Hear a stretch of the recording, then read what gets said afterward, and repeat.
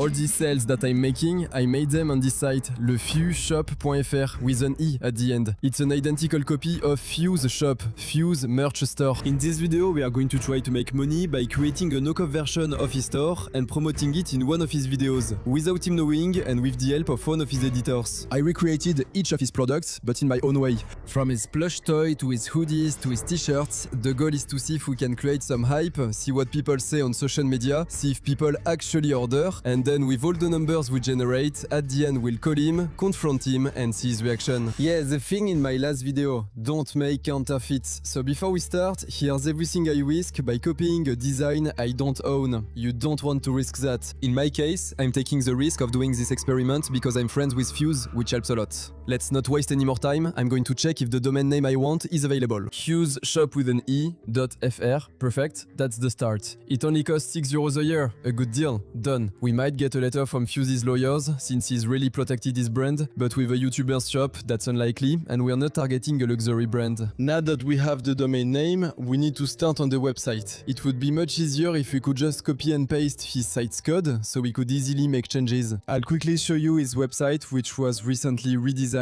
His iconic plush toy Didier is featured prominently. I actually have an idea about that. We'll figure out how to offer a similar plush toy later. Right now, I'm joking about it, but behind the trolling, we're actually building a real business. There's going to be real money involved, and this is something all the entrepreneurs watching me will relate to. When you're running a business, you have to handle management as well as invoicing. Well, that's where Odoo, the sponsor of this video, comes in. The hot topic right now for entrepreneurs is electronic invoicing. If you didn't know, by September 2026, it's going to become strictly mandatory in France. You'll have to go through an approved platform, and that's exactly what Odoo offers. You'll be able to guarantee your legal compliance without any hassle by using their services. Odoo is a management platform for your business. It offers more than 45 interconnected applications to enable efficient management of any type of business. But today, we're going to focus on an essential element for running a business: invoicing.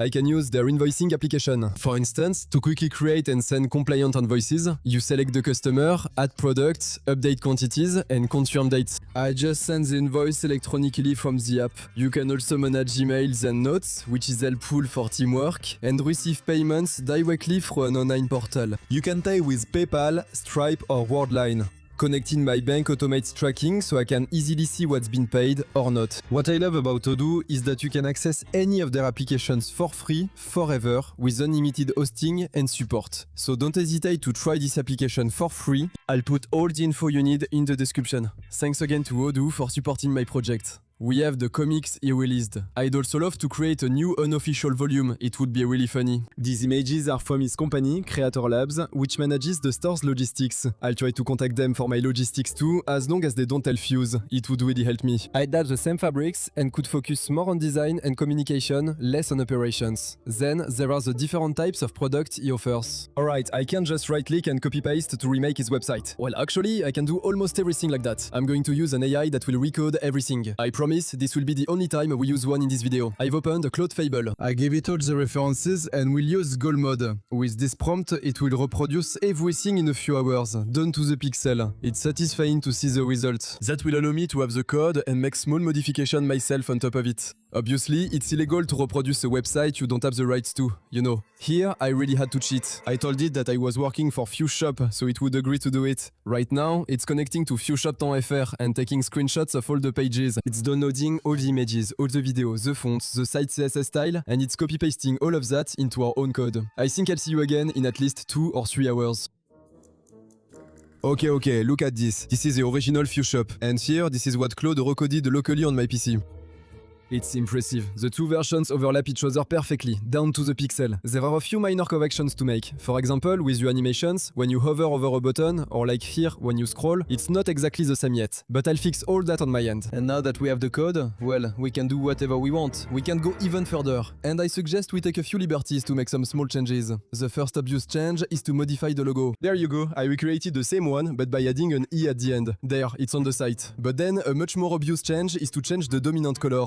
Right now it's red, the color of Fuse. I'll change that to blue, and here's why. The site's goal isn't to scam people into thinking they're buying from the real one. That would be immoral, and besides, I don't think it would even be very profitable to do that. The goal, on the contrary, is to try to create hype. People need to understand that it's not a bug, that I really released something behind Fuse's back, and so, by definition, everything on my site will be limited edition. That's what I'll highlight. The site will disappear once Fuse finds out. To maximize this wow effect, it's an experiment, and so I'm trying to create what's called FOMO, the fear of missing out. Well, I'm going to make 3 other subtle changes. Starting with the color. Here's what it looks like with blue. I deliberately chose a color opposite to red. And honestly, besides the fact that I think it looks really good, well, here you can tell it's a different version of the real site, but at the same time, it's still the real site. I mean, I know what I mean. I think it's going to get people talking. Another change is this modal that appears when you load my site for the first time. I had some fun with the photo. I did a little photo shoot. And here, well, you can tell even more that I'm not trying to be discreet. Basically, people will come to my site because I added a sponsored segment that I'll be doing in one of Fuse videos. So they already know it's me behind this, and so I think it's good to remind them. Welcome to FuseShop.fr. This site is a real store. We need to reassure people. And there's a real-time countdown for when it will be deactivated.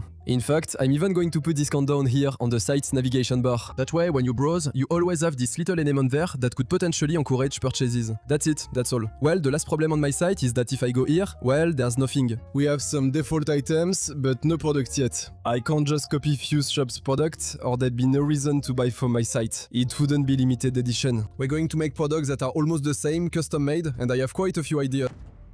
Guys, I was switching back and forth between the real site and my fake site to think about the design I was going to make. But what's this? Google Chrome, the browser I use, figured out that my site was trying to pretend to be FuseShop.fr and it's warning me. Actually, it's pretty interesting to see that they're able to flag the site before anyone's even visited it. It's really cool that they do that. This shows you that people do what I do illegally, either with shops or often with phishing sites. They pretend to be an official site, there's just one thing different in the URL, and then they steal your passwords. Anyway, let's get back to the product. This is the latest collection he released. It's pretty recent, I think. It's nice. The technique I'm going to use is to offer similar designs, and out of respect for the artists behind them, I'm going to get in touch with them. I'm going to find the real artist from Fuse Shop. For example, there's this illustrated design that uses Fuse's famous habit of saying objectively. Well, here's the person behind it. Hi, how are you? Great, and you? I'm good. You were the one who did the design for the latest collection? You did the objectively. Yes, that's right, I did that. Find that one and we'll come up with a better idea. We'll find a better idea for it. Not a bad one? Okay, that's a good idea. The idea I have to redo this design differently is to change objectively to its opposite, arbitrarily. And to reinforce that, we'll make some very subtle changes. We'll put Fuse in police custody, and we're actually going to make Didier round instead of cubic. We went from this to this. And now we officially have our first exclusive design. Later, you'll see it printed on a t-shirt. And I think now it's already becoming a bit more visual for you. You see what I mean about making designs that are similar but not identical? There are also simple products like this cap or t-shirt that just feature the Fuse Shop logo. I'm offering the same items, now in blue, since that's our new color. Neosias, the graphic designer for this logo, approved it. The next product is this t-shirt. Super simple as well, it's just a Minecraft style font with this famous phrase Pass Pastes that actually became a TikTok trend at one point. I wasn't inspired by this one, but I'm sure it will succeed. The I eat spam for breakfast t-shirt with a Gmail inspired logo became I eat cookies for breakfast with a banner to accept cookies. It's a very European t-shirt. Honestly, I think it's pretty cute. And finally, there are these two designs which were made by Neosias, the Fuse Donuts and the Fuse Vague. Well, they simply become the Fuse Cookie and the Fuse Feu, just like that. I made some mock-ups, I finished adding everything to the site, and now it finally looks like something. The site looks a lot less empty than before, there are finally some products. There were just 2 sections left to complete, by adding just 1 product per section. For the plush, I have an idea to take very little risk and to continue with this idea of counterfeiting, in very heavy air quotes. The Didier plush sells because Fuse managed to build a story around it on his channel, and people are attached to it. If I start inventing a plush for his audience, there won't be that emotional attachment. And there's a chance it flops, and I'm left with unsold stock. When you make plushies with a factory, there's usually a 100 unit minimum order. So this time, I'll be very subtle. We are going to sell Didier plushies, but they'll be the Steve edition plushies. Yeah, well, the only difference is that they have red eyes instead of orange. Very subtle. Honestly, it kind of reminds me of like Lacoste polos, for example, where instead of putting a crocodile, the guys put a similar animal. all. And that's kind of their way of pretending it's not the same. It's not that easy, you know, they could still get into trouble. I'm really curious to see if it will sell. But now, we have one last product to think about, and it's not the easiest one. With the t-shirt designs, it was easy to find the original creator. Fuse's comics are backed by an entire publishing house. It's a big company, and if I start making up a new unofficial volume of his comic Fuse and Didier, I'm sure I'll get sued within 2 weeks, and that would be totally normal. I still want to make a comic though, so it won't be Fuse and Didier, we'll go with another theme. I brainstormed a lot about what I could do, especially something that would get a reaction. And there's this video he released on his gaming channel that really got a huge reaction from his community. It's a video where he tries out the Roblox game Steal a Bow and Rot, a game that's really frowned upon in his community, and you can understand why. I just got a trippy trophy and I'm still missing a gangster Futera. These are some pretty lame brain rots. There's a rainbow one, that one looks really cool. Great, my goal is to spark conversation. I'm launching a Fuse Rot comic book with the story theme heavily inspired by this game. Now, since the game doesn't have a very developed story, well, I don't really know what kind of story I'm going to make. Wish me luck. For the prank, and since I can't spend 10,000 euros on a comic that will only sell 5 copies, I'll illustrate it myself, freehand. Let's be honest, I'm sharing some short clips of myself drawing this comic in real time. No color, done with a ballpoint pen. It kind of has the feel of a poorly made counterfeit, definitely trolling, but still. Buyers will know what to expect, since the comics cover clearly shows its style, and I added images of the comics content on the product page. We'll even mention in the description that it's very handmade, just to put it nicely. Who would want this? If you're curious about the story I made up, you have to order it, but really, don't buy it. And actually, speaking of production and logistics, I got a response from Creator Lab. I mentioned it to you, it's Fuse's company that manages Fuse's store. And I sent them all the designs I made, and they started doing some tests. We'll see what it looks like. Basically, it's thanks to them that the clothes will be high quality and shipped. I'll show you what they made from my designs. Honestly, that was the stressful part, waiting to see if they'd manage my store. It would have been a hassle without them, but they understood the idea. It's really cool. The least I can do in return is to recommend them to you. If you're a content creator and you want to launch your own merch store, their role is to handle all the operations of your store. Designing the products, manufacturing them, storing them, shipping them, or even handling customer service. And it's pretty interesting to know that, for example, they're the ones behind all these creator stores. It's a Fuse company. This is also my way of apologizing to him in advance for putting them in the spotlight for you. Here are some workshop videos they sent me, showing our work coming to life with their impressive equipment. By the way, for the fabrics, I didn't bother choosing which ones I wanted, because obviously we use the same ones as the Fuse shop. And later, it will be quite interesting to show you in the results section what our margin will be after deducting the Creator Lab costs, as well as VAT or shipping. Our website is up and fully managed. All that's left is to get people talking about it. And for that, we're going to shoot our fake sponsorship that we'll put in one of Fuse videos. Just to be clear, this is my own shop that I want to promote. But I think it's pretty interesting to explain to you in general how a sponsorship works on a creator's channel. Especially since in this case, it's not my channel, I'm not the creator. The first step is that we receive a brief from the brand. It looks like this. Here's one I made for Fuse Shop, my website. It demonstrates how it works, and we often need to highlight a promo code inside. That's what drives purchases and lets the brand track our conversions. We can't avoid this. I'll create a promo code, use Fuse for 10% off. From this brief, we write a 60 to 90 second script. Normally, we'd review it with the brand for approval,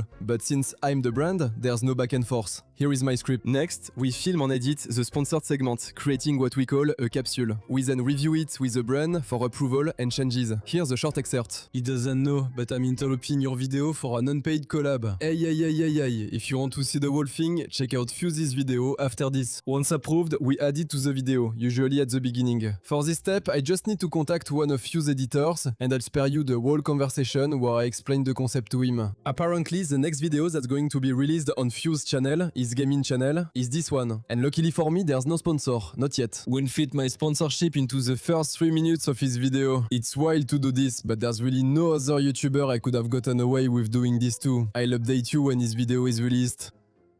The video is public, but people don't understand it.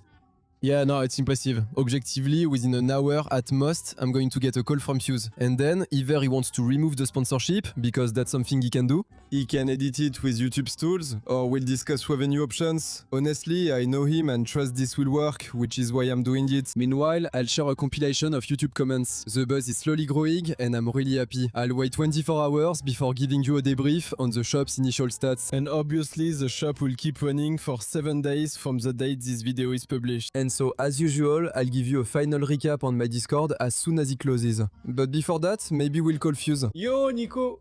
Yes. What's that thing in my last video? That's the sponsor that wasn't planned. So listen. First of all, you're going to be responsible for an editor getting fired. I won't tell you. We need to... We need to work this out here. What's going on? This 50-50 split on the income. I don't know. Either that or lawyers. But did you at least make any sales or not? We're here. Here's the summary of the results. It's quite interesting to see, aside from how much it generates, how well this kind of one-off project works, to see if limited editions work, and most importantly, does the sponsored segment on a channel we don't own even work? There's no guarantee. All this adds up to our revenue. To get our results, our margin, we'll subtract the VAT. Then we subtract the shipping cost, the cost of raw materials, and finally, the labor for manufacturing, then logistics. And so, here is our final results. For those interested, I'll show you which products sold so you can see what worked and what didn't. Thanks to everyone who ordered. Always a pleasure to see you join me in my wild ideas. This is Taiwan. Kisses. But on the other hand, I win. I'm going to get my revenge. You hear me? Honestly, that's what I'm waiting for. I think we can turn it into an arc. I'm waiting. Yeah, go ahead.